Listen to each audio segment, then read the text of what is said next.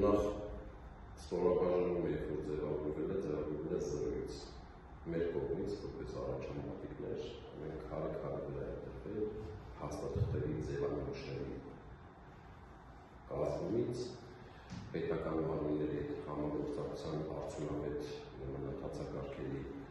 մշակումից սկսած մինչև դատավարական փաստաթղթեր եղել, այսինքն սկզբնական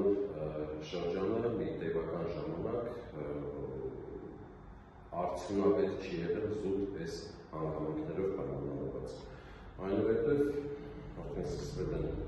հայցերի հարուցումները, բայց մինչև հայցերի հարուցումները մինչև հայցի ներկայացումը մի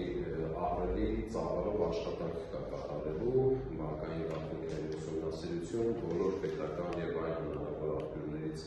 գույքերի, եկամուտների, ծախսերի վերաբերյալ փոխկապակցված անձանց իրական շահառուների եւ այլ բազմաթիվ հարաբերությունների բազելու քննությունը հնարավորինս համակողմանի իրականացնելու հետ կապված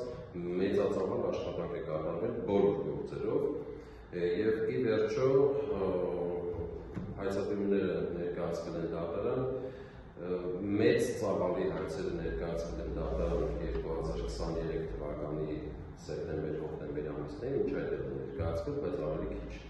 Այդ շրջանում շատ մեծ ծավալի հայցեր են ներկայացվել եւ ըստ էության այդ հայցերը դատարանում քննվում են արդեն 1.5 տարի։ Այսինքն հայցերի զգալի մեծամասնությունը։ 1.5 տարին այս ծավալի գործերով դա երկար ժամանակ չէ, ձեզ վստահեցնում եմ, որովհետև սրանք քննվում են քաղաքացիական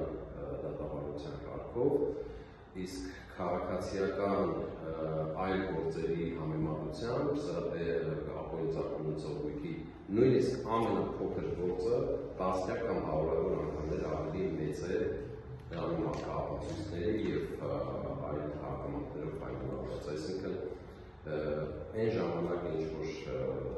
տևել է այս ամբողջ process-ը,